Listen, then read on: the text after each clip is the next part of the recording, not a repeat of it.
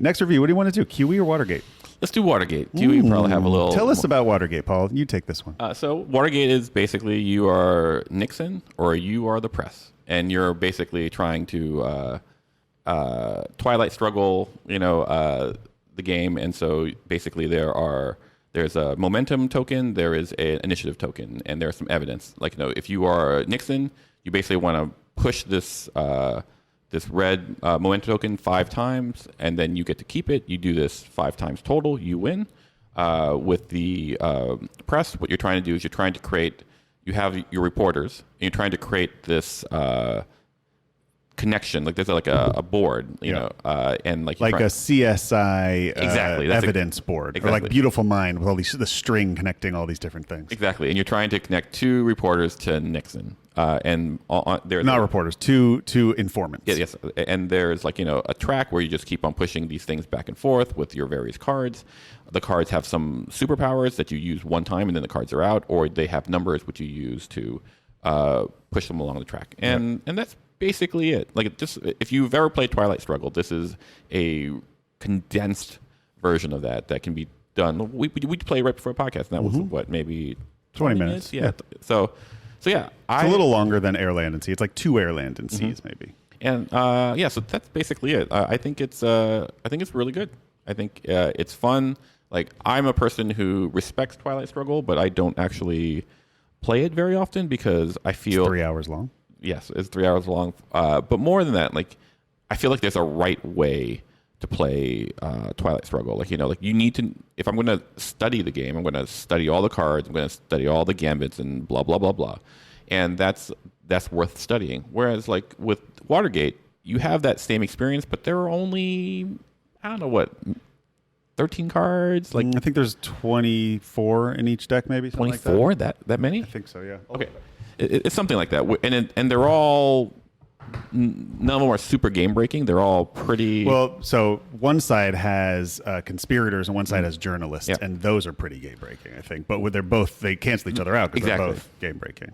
And so 20 cards in each deck. Okay, so but then what you do is when you use those game breaking cards, they go out of the game. So right, like Twilight Struggle, when So yeah, it is impossible not to compare this to Twilight Struggle because it plays the same. So it's card driven on your turn. All you're doing is going back and forth playing cards. When I play a card, I can either take it for the points, which is either move the momentum, which is what Nixon needs to win, or use the initiative, which is turn order, right? And initiative and card draw. Like one person draws 5, one person draws 4, and the person who draws 5 goes first, which is huge.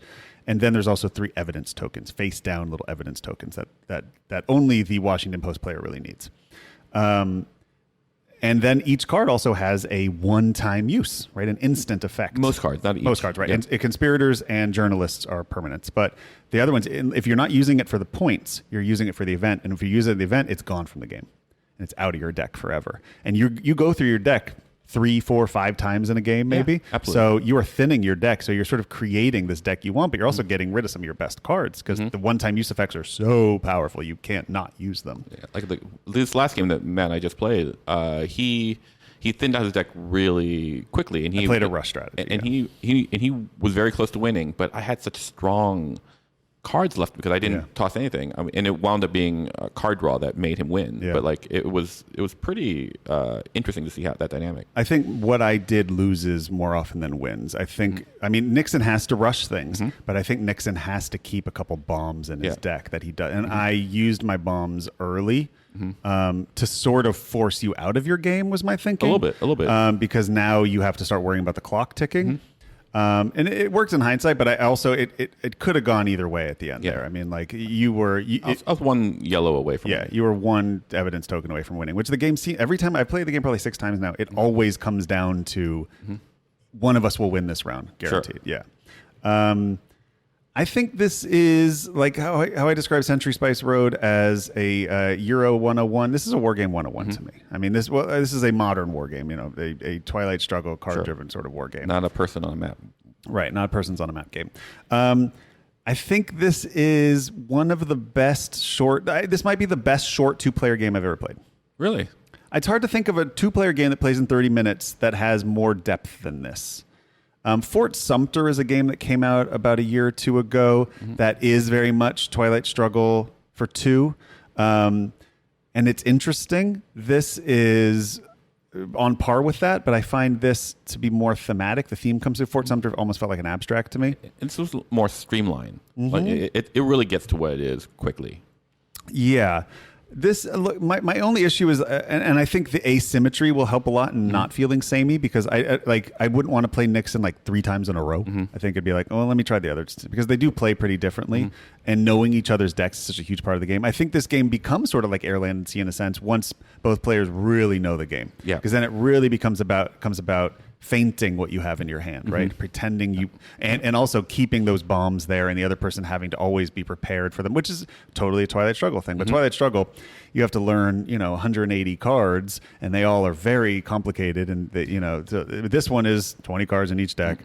But there's some big bombs in there, like in Twilight Struggle, and you have to build your strategy around mitigating those disasters. Absolutely.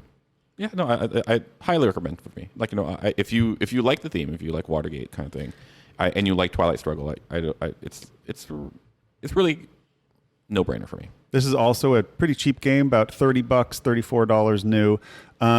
I will say right now, if you are at all interested in this game, I would get a little FOMO and try to grab it. The publisher announced yesterday on Twitter that they have sold through from the publisher level.